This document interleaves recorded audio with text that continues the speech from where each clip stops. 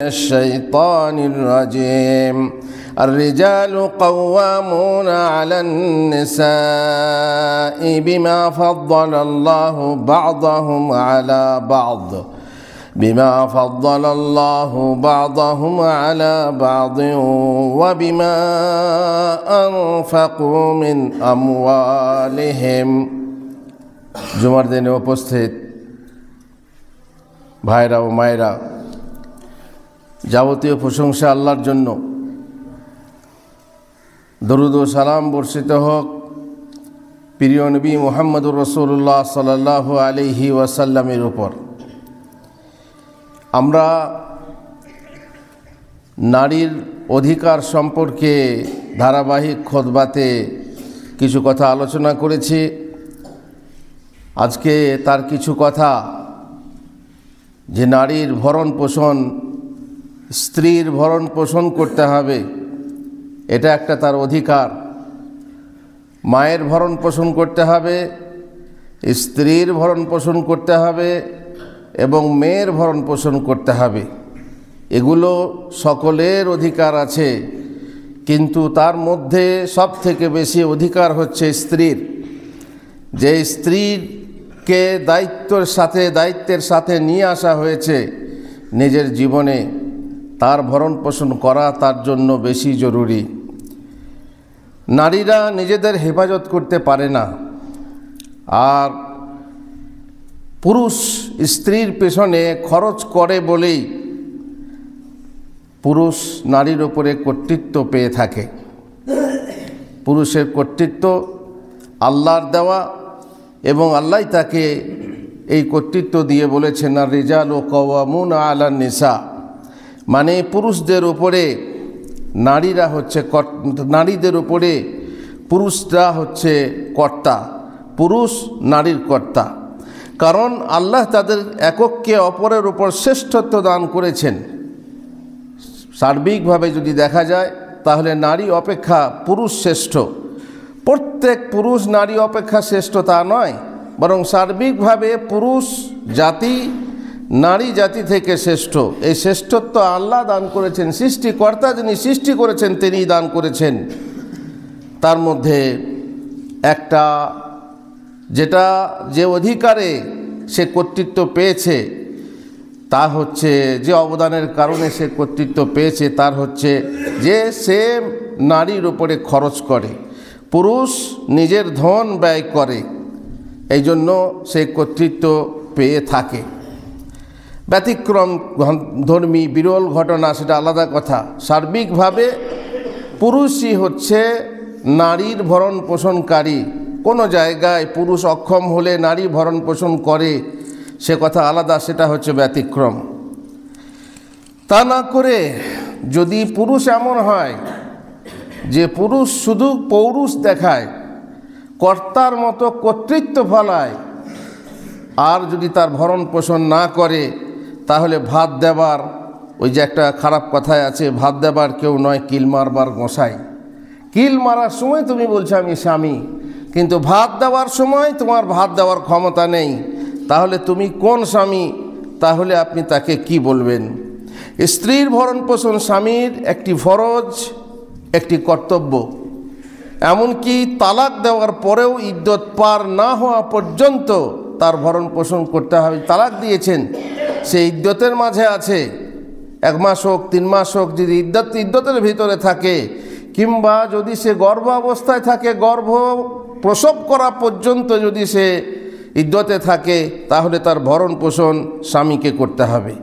এ ব্যাপারে মহান আল্লাহ বলেছেন, আসকিনুহুন্না মিন হাইসু সাকানতুম মিন উজদিকুম ওয়ালা তুদাররুনা লিতুদাইয়িকু আলাইহিন ওয়া ইন কুননা উলাতি হামলিন ফাআনফিকু আলাইহিন্না হাত্তা ইয়াদা'না হামলাহুন্না। লম্বা আয়াত।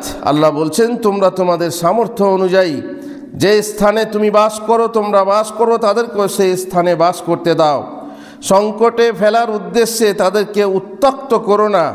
তারা গর্ভবতী থাকলে সন্তান প্রসব করা পর্যন্ত তাদের জন্য ব্যয় করো। অতঃপর যদি তারা তোমাদের সন্তানদেরকে স্তন্যদান করে, তাহলে তাদেরকে তাদের পারিশ্রমিক প্রদান করো। তার মানে সন্তান প্রসব করার পরেই স্ত্রী ইদ্যত থেকে বের হয়ে যায়, কিন্তু সন্তানটা লালন পালন কে করবে? মাকেই করতে হবে। আর সেই ক্ষেত্রে অতিরিক্ত পারিশ্রমিক মহিলাকে দিতে হবে, যে স্ত্রী ছিল তাকে দিতে হবে। সন্তানের কল্যাণ সম্পর্কে তোমরা সঙ্গতভাবে নিজেদের মধ্যে পরামর্শ করো। তোমরা যদি নিজ নিজ দাবিতে অনমনীয় হও, এনারও ইগো ওনারও ইগো, বলে আমি জেদি তুমিও জেদি, যদি জেদি জেদি পড়ে যায়, ইগোওয়ালা ইগোওয়ালি যদি হয়, তো সেই সংসারে দূরত্ব বাড়তেই থাকে।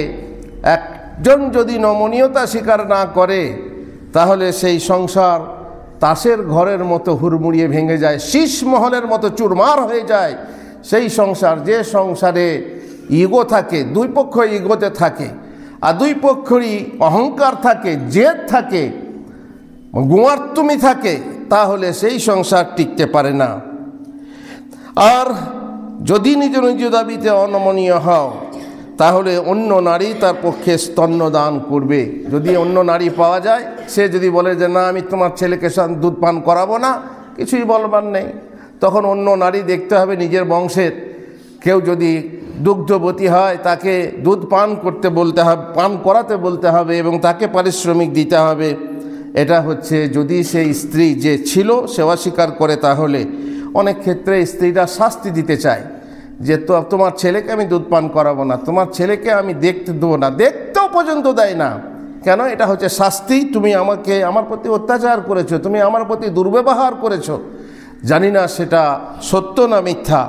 সামর্থ্যবান নিজ সামর্থ্য অনুযায়ী ব্যয় করবে, এবং যার জীবিকা উপজীবিকা বা জীবন উপকরণ সীমিত, যার আয় উপার্জন সীমিত, সে আল্লাহ যা দান করেছেন তা হতে ব্যয় করবে। যতটুকু তাকে দিয়েছে সেই অনুযায়ী তাকে দিতে হবে, ভরণ পোষণ করতে হবে। মাসে যদি 1000, কারো পক্ষে 1000 দেওয়া সম্ভব, কারো পক্ষে 2000, কারো পক্ষে 2 লাখ, যার যেমন সঙ্গতি সেই রকমই ব্যবস্থা করা হয়, কোর্ট থেকে ফয়সালা করা হয় কাজীর পক্ষ থেকে। সুতরাং যার যেমন সামর্থ্য আছে সে সেরকমই ব্যয় করবে। আল্লাহ যাকে যে সামর্থ্য দিয়েছেন তার চেয়ে গুরুতর বোঝা তিনি তার উপর চাপান না। আল্লাহ তাআলা বলছেন যে লা ইউকাল্লিফুল্লাহু নাফসান ইল্লা মা আতাহা, যার যতটুকু সামর্থ্য আছে সেই সামর্থ্যের ভিতরে তার উপরে আল্লাহ তাআলা ভার করেন না, ভার অর্পণ করেন না। সায়াজআলুল্লাহু বাদা উসরিন ইউসরা, আর আল্লাহ কষ্টের পর স্বস্তি দান করবেন ইনশাআল্লাহ। যদি একান্তই সংসার জীবন না চলে, সংসার ঘর যদি হুড়মুড়িয়ে ভেঙে পড়ে, তাহলে ইনশাআল্লাহ যার দোষ আছে সে তার দোষ বুঝতে না পারলেও সে দোষের অবস্থা বুঝতে পারবে কখন? যখন তার হয়তো কষ্ট হবে। যখন মায়ের বাড়িতে থেকে তার কষ্ট সে বুঝতে পারবে, যখন ভাইয়ের ভাত আর ভাবির হাত হবে, তখন ভাবির কাছ থেকে গঞ্জনা ভৎসনা ভাইয়ের অনুপস্থিতিতে শুনতে থাকবে, তখন দেখবে যে এর থেকে আমার ওই স্বামীর সংসারই ভালো ছিল, যার কাছে আমি গুঁতুনি খেতাম। কিন্তু এই শ্বশুর বাপের বাড়িতে থেকে আমার ভাই ভাবির গুঁতুনি থেকে সেটা সহজ ছিল। যখন বুঝবে তখন সে বুঝবে, অথবা মরণের পরে বুঝবে যে দোষটা কার ছিল। যদি নিজের হয়, যদি নিজেকে ছোট করো, তুমি ছোট হয়ে ছোট ভাবো নিজেকে, এবং তুমি যদি নমনীয়তা স্বীকার করো, তাহলে সংসার করো। খবরদার সংসারের ঘরকে শীষমহলের মতো, কাঁচের ঘরের মতো ভাঙতে দিও না। সামান্য ঢেলা পড়লেই ভেঙে যায়, এমন যেন না হয়। সুতরাং তালাকের পূর্বে স্ত্রী থাকা, খাওয়া, পড়ার দায়িত্ব এটা হচ্ছে পুরুষের ওপরে, আর সেটা অবশ্য কর্তব্য। এ অধিকার স্ত্রীকে দেওয়া হয়েছে, ইসলাম তাকে দিয়েছে।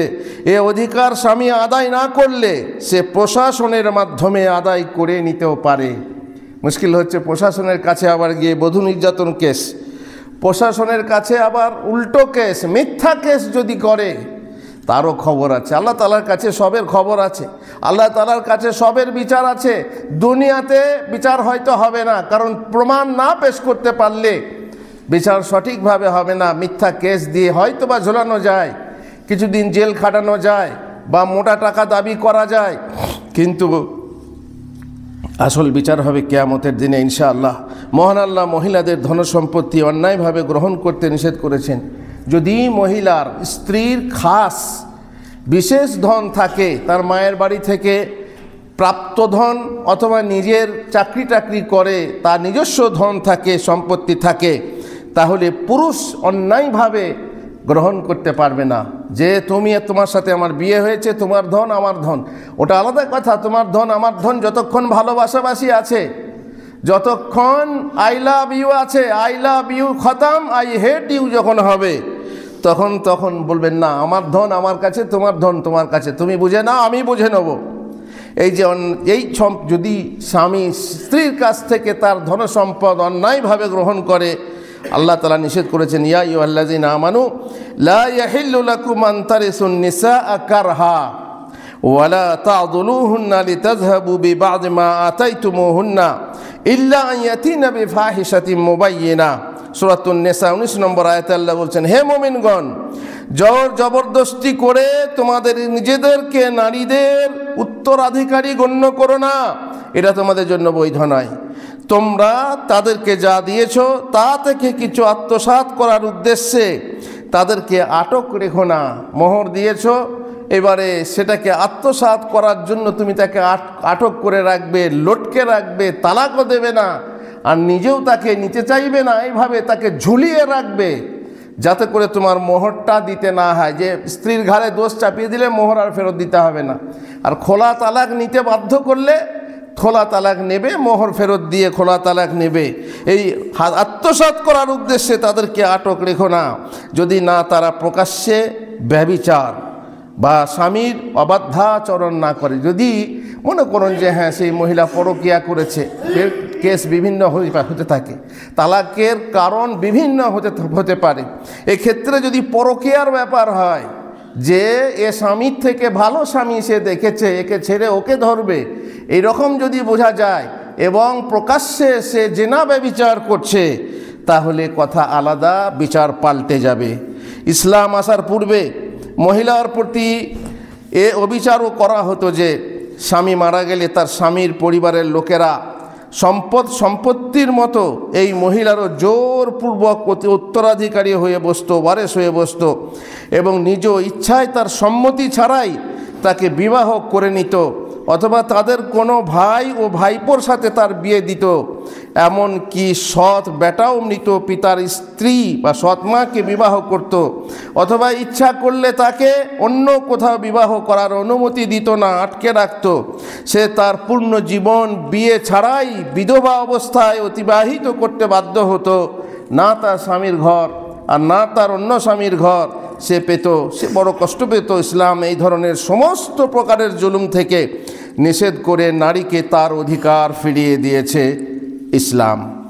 আরও একটি জুলুম এইরকম ছিল, যদি কোনো স্বামীর স্ত্রী পছন্দ না হতো এবং সে তার নিকট থেকে নিষ্কৃতি পেতে চাইতো, তাহলে এইরকম পরিস্থিতিতে ইসলাম যেভাবে তালাক দেওয়ার অনুমতি দিয়েছে, সেইভাবে সে তাকে তালাক না দিয়ে তার উপর অযথা সংকীর্ণতা সৃষ্টি করত, যাতে সে স্ত্রী বাধ্য হয়ে স্বামী প্রদত্ত দেনমোহর এবং যা কিছু সে দিয়েছে স্বেচ্ছায়, যা কিছু সে দিয়েছে তা স্বেচ্ছায় ফিরিয়ে দিয়ে তালাক নিয়ে তার থেকে নিষ্কৃতি লাভ করাকে প্রাধান্য দেয়। মানে খোলা তালাক নিতে বাধ্য করে, আমি তালাক দেবো না, আর তালাকও দেবো না, আর এমন আঁটুনিয়ে আঁটবো, আর বলে না পারলে কলে মারবো, আর হাতে না পারলে ভাতে মারবো, যে তুমি জ্বলুনি সহ্য করো, আর না হয় তুমি নিজে তালাক নাও। কারণ পুরুষ তালাক দিলে সমস্যা আছে, এতে কেস হতে পারে, এতে সে মোহর ফেরত পাবে না। এই ঝামেলা থেকে দূরে থাকার জন্য স্ত্রীকে বাধ্য করে, তার উপরে সংকীর্ণতা আনে, ফলে সে বাধ্য হয়েই তালাক নিতে বাধ্য হয়, জান ছাড়াতে সে তালাক নেয়। ইসলাম এটাকে সমর্থন করে না। ইসলাম এই আচরণকে অত্যাচার ও জুলুম বলে গণ্য করেছে।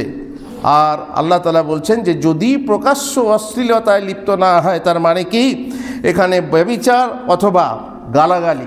কোনো স্ত্রী যারা পরকীয়া করেছে তারা পরকীয়া চালিয়ে যায় এবং বহু ক্ষেত্রে দেখছে তো এর সাথে হবে না, একে দেখিয়ে করে, ফলে এটা স্বামীর জন্য বিশাল অসহ্যনীয় হয়ে ওঠে এবং শ্বশুর শাশুড়ির ঘরে তাদের জন্যও অসহ্যনীয় হয়ে আসে, অসহনীয় হয়ে আসে। আর একটা দিক হচ্ছে কোনো কোনো মহিলার এ জেনা ব্যভিচার নয়, বরং মুখ খুব ধারালো মুখ, সর পাতার মুখ, ব্লেডের মতো মুখ, এমন মুখ চালায়, এমন থুতুনি চালায়, এমন চাবুলি করে, এমন গালাগালি করে, এমন গালাগালি করে যে শ্বশুরবাড়ির সবাইকে অতিষ্ঠ করে তোলে।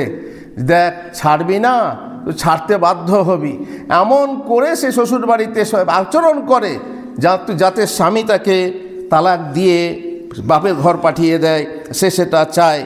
আর অবাধ্যতাকে বোঝানো হয়েছে যে ফাহেসাতিন বাইয়েনা, মুবাইয়েনা যেটা বলা হয়েছে, ফাহেসা ব্যভিচারও হতে পারে, ফাহিসা আরও অন্য কোনো অশ্লীল বা খারাপ কাজ, অশ্লীল গালাগালি ইত্যাদি হতে পারে।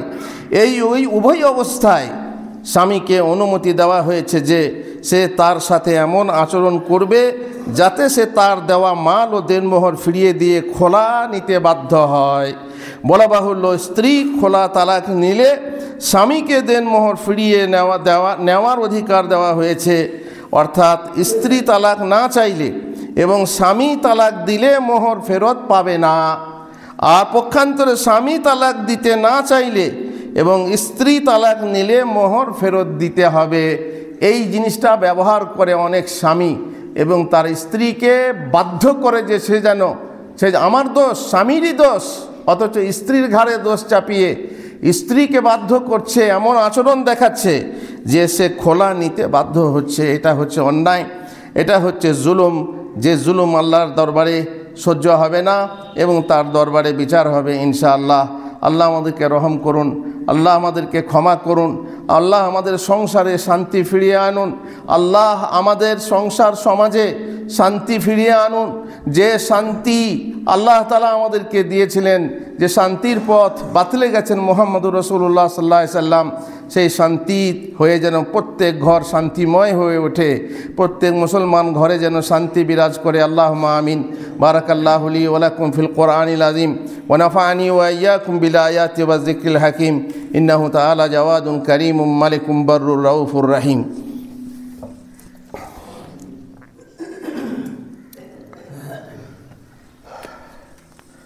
আলহামদুলিল্লাহ ওয়াসসালাতু ওয়াসসালামু আলা রাসূলিল্লাহ ওয়া আলা আলিহি ওয়া সাহবিহি আজমাইন। আমরা আলোচনা করছিলাম স্ত্রী ধন নিয়ে। স্ত্রী আমাদের জন্য এক শ্রেষ্ঠ সম্পদ তখনই যখন সে নেক স্ত্রী হবে। স্ত্রী হবে যে পুণ্যময়ী স্ত্রী হবে, যাকে ইমরাআতুন সালেহা বলা হয়েছে। সালেহা হবে, তালেহা হবে না। তাছাড়া বউ হলেই যে বউ ভালো হবে তার গ্যারান্টি নেই। নবীরা, অনেক নবী, বিশেষ করে নূহ এবং লূত আলাইহিমাস সালাম, তারা স্ত্রী ভালো পাননি, আর তার কারণে তাদেরকে জাহান্নামে যেতে হবে। আর সেই স্বামী নবী, তাদের স্বামী নবী হওয়া সত্ত্বেও তাদেরকে কোনো সাহায্য করতে পারবেন না। সুতরাং ভালো কপালে খারাপ, খারাপের কপালে ভালো হতে পারে এমন মহিলাও আছে যে ভালো, সে হচ্ছে এমনও হতে পারে অতি বড় সুন্দরী না পায় বর, অতি বড় ঘরণী না পায় ঘর, এমনও হতে পারে। সুতরাং কম্প্রোমাইজ থাকতে হবে স্বামী স্ত্রীর মধ্যে, যে একে অপরকে চিনে, একে অপরের হক ও অধিকার জেনে যেন প্রত্যেককেই অপরের অধিকার আদায় করে। স্বামী হয়ে স্ত্রীর অধিকার এবং স্ত্রী হয়ে স্বামীর অধিকার, প্রত্যেককেই যেন নিজের নিজ অধিকার একে অপরকে প্রদান করে। এই চেষ্টা যদি কেউ না করে তাহলে সংসার অচল হয়ে যাবে। সুতরাং স্বামীকে, যার ধন আছে, যার কর্তৃত্ব আছে, আল্লাহ তাআলা যাকে কর্তৃত্ব দিয়েছেন তাকে একটু নমনীয়তা স্বীকার করতে হবে। যেহেতু রাসূলুল্লাহ সাল্লাল্লাহু আলাইহি ওয়াসাল্লাম বলেছেন, ইস্তাউসু বিন নিসাই খায়রা, তোমরা তোমাদের স্ত্রীদের সাথে সদাচরণ করো, তাদের সাথে ভালো আচরণ করো। আর স্ত্রীর কাছে যে ভালো সে সবার কাছে ভালো। তবে কোন স্ত্রী যে ভালো স্ত্রী, খারাপ স্ত্রী কোনোদিন তার স্বামীকে ভালো বলবে না, সে খারাপই বলবে। আর ভালো স্ত্রী যে হবে তার স্বামীকে ভালো যখন বলছে তখন সে নিজেও ভালো এবং ভালো স্বামীও ভালো, সবার কাছে ভালো। এই ভালো হওয়ার জন্য সব থেকে বেশি না হলেও একটা কারণ হচ্ছে যে তার পিছনে যথাযথভাবে খরচ করতে হবে। যদিও বেশি বিলাসিতা না হয়, সপ্তাহে সপ্তাহে মার্কেটে যাব, শপিং মলে যাব, সপ্তাহে সপ্তাহে আমাকে মিষ্টি খাওয়াতে হবে, বিরিয়ানি খাওয়াতে হবে, হোটেলে নিয়ে যেতে হবে, পার্কে নিয়ে বেড়াতে হবে, আমি ঘরে বসে থাকবো না, আমি কবরে আবদ্ধ থাকবো না, ইত্যাদি ইত্যাদি। এক এক রকম। সব মহিলা সমান না, সব মহিলা একই পরিবেশের না।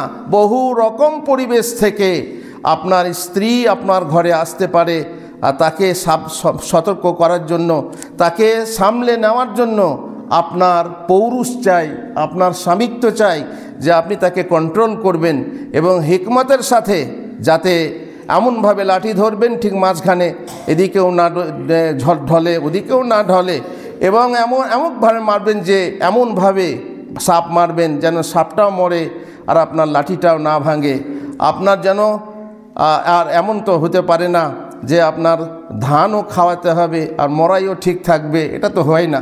কিছু তো খরচ করতেই হবে, কিছুটা নমনীয়তা স্বীকার করতে হবে, কিছু ত্যাগ স্বীকার অবশ্যই করতে হবে স্ত্রীর জন্য। যে স্ত্রী যদি ভালো হয়, আর সব দিক ভালো হবে না, সব দিক ভালো হবে না। আপনি আপনার স্ত্রীর গুণে, কিছু গুণে আপনি মুগ্ধ হবেন, কিছু গুণে আপনি খারাপ লাগবে আপনাকে। তো সেই ক্ষেত্রে যে গুণটা ভালো আছে, সেই ভালো গুণটা দেখে তার সঙ্গে ভালো ব্যবহার করুন। এই জন্য স্ত্রীরও উচিত, স্বামী সমস্ত গুণ খারাপ হয় না, কিছু না কিছু গুণ ভালো থাকে। যে ভালো গুণগুলো আছে সেই ভালো গুণগুলো দেখে আপনি সেই স্বামীর সংসারে থাকুন, স্বামীর সংসার করুন। তাহলে আল্লাহ তাআলা একে অপরের সাথে এই সংসারকে টিকিয়ে রাখার ব্যবস্থা করে দেবেন। আর তারা চাইলে পরে তাদের জীবন ইনশাআল্লাহ সুখের হবে। আল্লাহ তাআলা সবাইকে তৌফিক দেন। আল্লাহুম্মা আমিন। আল্লাহুম্মা সাল্লি আলা মুহাম্মদ ওয়া আলা আলি মুহাম্মদ কামা